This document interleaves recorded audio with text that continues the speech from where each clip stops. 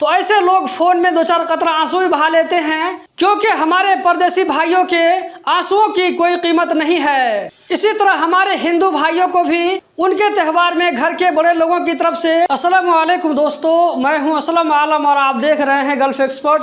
Qatar में या ये के गल्फ कंट्रीज़ में ईद के मौके से वहां पर वर्करों का क्या हाल होता है, इसके बारे में आप लोगों के साथ में कुछ हकीकत शेयर करने जा रहा हूं। अगर आप कमज़ोर दिल के हैं, जल्द इमोशनल हो जाते हैं, तो वीडियो को स्किप करके जा सकते हैं। इस वीडियो में एक परदेसी भाई के ईद के मौके पर, बकरीद के मौके पर या त्यौहार के मौके पर दिल की क्या कैफियत होती है, उनके दिल पर क्या गुजरता है, जो कुछ मैंने अपनी आंखों से देखा है वही चीज़ आप लोगों के साथ में शेयर करने जा रहा हूं। तो चलिए इस वीडियो को हम कंटिन्यू करते हैं। दोस्तों, आज यानी कि 28 जून 2023 आज गल्फ कंट्रीज में ईद मनाई गई, जिसकी तैयारी वर्कर एक दिन पहले से शुरू कर देते हैं। गल्फ कंट्रीज में वर्करों ने कल शाम तक ड्यूटी किया होगा, उसके बाद में उन लोगों को मार्केट में जाने के लिए, शॉपिंग करने के लिए टाइम मिला होगा। मार्केट में जाने के बाद वो लोग सेवई, दूध, चीनी, गोश्त और बेहतर से बेहतर खाना बनाने के लिए, चाहे वो पुलाव हो या ये कि बिरयानी हो,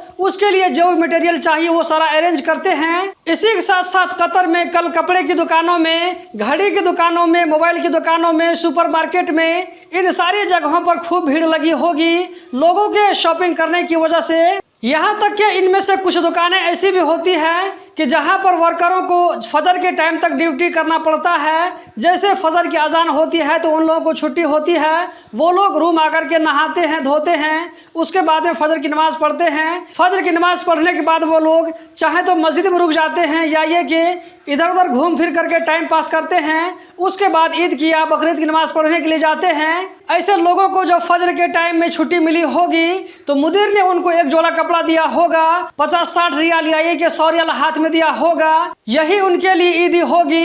ईद के मौके से कतर में आधे से कम लोग नए कपड़े खरीदते हैं, जबकि आधे से ज्यादा लोग पुराने कपड़े में ईद मनाते हैं। जब ईद की नमाज खत्म होती है तो आपस में सलाम दुआ करते हैं, मुसाफा करते हैं, आपस में गले मिलते हैं, एक दूसरे को ईद मुबारकबादी देते हैं। उसके बाद ये लोग रूम आ जाते हैं। रूम आने के बाद में इन लोगों को घर वालों की याद बहुत ज्यादा सताती है।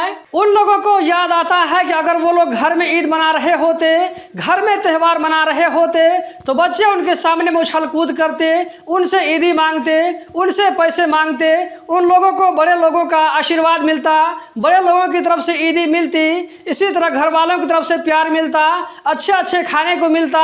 दोस्तों, यार के कह कहे की आवाज आती, एक दूसरे के यहाँ जाकर पकवान का स्वाद चखते, दोस्तों की पार्टी होती, लॉन्ग ड्राइव का प्लान बनाया जाता, एक दूसरे के यहाँ बारी बारी आना जाना लगा रहता। उन लोगों को ये भी याद आता है कि अगर वो लोग इस वक्त घर में होते तो उन लोगों को एक गिलास पानी भी खुद से पीना नहीं पड़ता। इसी तरह हमारे हिंदू भाइयों को भी उनके त्यौहार में घर के बड़े लोगों की तरफ से आशीर्वाद मिलता, उनकी तरफ से दुआएं मिलती, अपने घर वालों की तरफ से अच्छे अच्छे खाने को मिलते, उन्हें पटाखे फोड़ने का मौका मिलता, रंग बिरंग की मिठाई से उनको मुंह मीठा करने का मौका मिलता, अपने रीति और रिवाज के हिसाब से उन लोगों को भी खूब एंजॉय करने का मौका मिलता।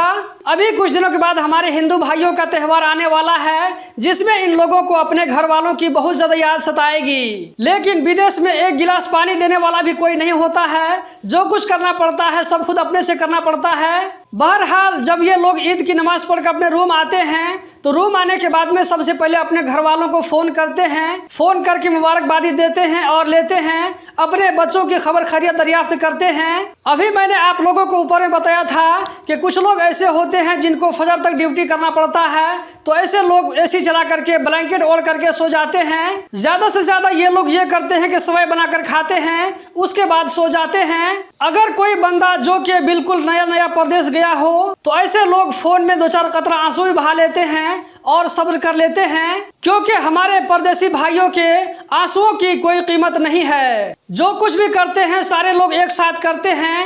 एक ही रूम में आपको हर तरह के लोग मिल जाएंगे, चाहे मुस्लिम, हिंदू, सिख, ईसाई, सारे लोग आप लोगों को एक ही रूम में मिल जाएंगे, जो कि एक साथ सब कुछ करते हैं, खाना बनाते हैं, एक दस्तरखान पर खाना खाते हैं। जब ये लोग सो करके उठते हैं तो इन लोगों को भूख लग चुकी होती है, भूख से मजबूर होकर के उठना पड़ता है। उसके बाद ये लोग कुछ खाना बनाते हैं, उससे पहले इन लोगों को भूखे ही सोना पड़ता है। इस वीडियो को अपने घर वालों के साथ में भी जरूर शेयर करें। यहाँ पर मैं आप लोगों को विदेश में रहने वाले भाइयों की एक बहुत बड़ी हकीकत और सच्चाई बताने जा रहा हूँ। हो सकता है कि आप में से कुछ लोगों को मालूम होगा, अगर मालूम न भी हो तो यहाँ पर मैं आप लोगों को बताता चलूँ कि विदेश में रहने वाले भाइयों को, चाहे वो ईद हो या ये कि बकरीद हो, जिसमें हज़ारों जानवर कुर्बान होते हैं, लेकिन बाहर में रहने वाले भाइयों को गोश्त खरीद करके खाना पड़ता है। कोई उनको 1 किलो, आधा किलो, 1 पाव गोश्त भी देने वाला नहीं होता है। जी हाँ दोस्तों, आप लोगों ने बिल्कुल सही सुना। मैं पूरी ईमानदारी के साथ बता रहा हूँ, कतर में रहने वाले, गल्फ में रहने वाले या ये कि जहाँ भी रहने वाले हों, चाहे वो मलेशिया वगैरह में भी मेरे ख्याल से इसी तरह होगा, वहाँ पर रहने वाले 70 से 80% लोग ऐसे होते हैं जिनको गोश्त खरीद करके खाना पड़ता है। चाहे वो ईद का मौका हो या बकरीद का मौका हो, वहाँ पर कुर्बानी होती है और बहुत ज़्यादा कुर्बानी होती है। लेकिन वो गोश्त कहाँ जाता है, कहाँ पर कुर्बानी होती है, कहाँ पर उसको बांटा जाता है, इसके बारे में 70 से 80% लोगों को मालूम नहीं पड़ता है। रोम के लोग अगर हिम्मत करते हैं तो ज़्यादा से ज़्यादा वो लोग रोम में मिला करके पूरा एक बकरा खरीद लेते हैं। बकरा तो वहाँ पर महंगा पड़ता है, तो वहाँ पर भेड़ खरीद लेते हैं, तो उसी भेड़ को ज़बह करके वो लोग खाते हैं 2-3 दिनों तक। इन लोगों की तरफ से जो कुर्बानी दी जाती है वो घर में दी जाती है। घर वाले उस गोश्त को यूज करते हैं, खाते हैं। घर वाले ज्यादा से ज्यादा ये करते हैं कि उस गोश्त का अचार बना करके अपने लोगों तक विदेश में पहुंचा देते हैं। ईद, बकरीद और त्योहार के मौके से इन परदेसी भाइयों का चेहरा काबिले रहम होता है। ये लोग ऐसे वक्त में अपने अंदर में कितना गम और दुख तकलीफ को समेट करके रखते हैं, आप लोगों को खुश रखने की कोशिश करते हैं, ये ऊपर वाला ही बेहतर जानता है। शाम के टाइम में ये लोग बाहर निकलते हैं, किसी पार्क में जाकर घूमते हैं या समुद्र के किनारे में घूमते हैं। मगरिब के टाइम में शॉपिंग मॉल्स वगैरह में जाकर के घूमते हैं। इसी तरह कुछ लोग ऐसे भी होते हैं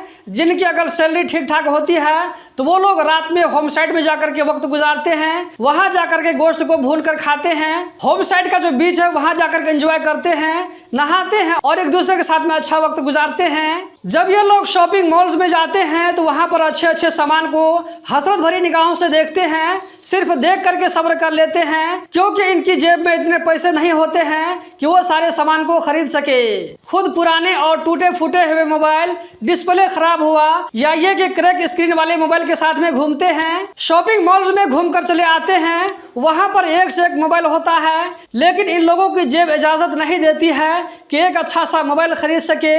मोबाइल खरीदने से पहले इन लोगों को याद आ जाता है कि बच्चे की फला महीने की फीस बाकी है, इसी तरह अपने माँ बाप की दवाई बाकी है, इस महीना में घर खर्ची भेजना पड़ेगा, बच्चों की साइकिल खरीदना पड़ेगा, छोटे भाई के लिए मोबाइल लेना पड़ेगा, बहन भाई की शादी के लिए पैसे अरेंज करना पड़ेगा, इन्होंने जो जमीन गिरवी रख करके बैंक से कर्जा लिया था उसको चुकाना पड़ेगा। दोस्तों, ये वो सारी रुकावटें हैं जिसकी वजह से परदेसी भाई अच्छी जिंदगी नहीं गुजार सकते हैं। इतनी सारी जरूरियात और बोझ को लेकर के अकेले चलते हैं, घर वालों को खुश रखते हैं। जब भी इनके माँ बाप पूछते हैं कि बेटा कैसे हो, तो इनकी तरफ से जवाब आता है कि बाबा सब कुछ ठीक है, आप लोग परेशान मत हो, यहाँ सब कुछ ठीक ठाक चल रहा है। शुरू में ये लोग ये इरादा करके जाते हैं कि विदेश में 4-5 साल रह करके उसके बाद अपने मुल्क में आकर के सेटल हो जाएंगे, लेकिन वहां जाने के बाद में जरूरियात बढ़ती जाती है। इस तरह उन लोगों का ड्यूरेशन भी बाहर में बढ़ता जाता है, यहाँ तक कि वो लोग सारी जिंदगी अपनी भरी जवानी को वहां पर गुजार देते हैं। और इन लोगों को नतीजे में क्या मिलता है, लोफर बच्चे और बूढ़ी बीवी। जब ये लोग घर वापस आते हैं तो कभी कभी इनको अपने बच्चों की तरफ से ताना सुनने को मिलता है कि बाबा आपने मेरे लिए क्या किया। दोस्तों, अगर मैंने ज़्यादा बोल दिया तो आप लोगों से माजूरत चाहता हूं। अगर मैंने सही बोला है तो वीडियो को लाइक करके इसका सबूत दें, वीडियो को आगे शेयर करें, अपने घर वालों के साथ भी शेयर करें, ताकि उन लोगों को आप लोगों की ज़िंदगी के बारे में पता चल सके। इस वीडियो को देखने का बहुत बहुत शुक्रिया।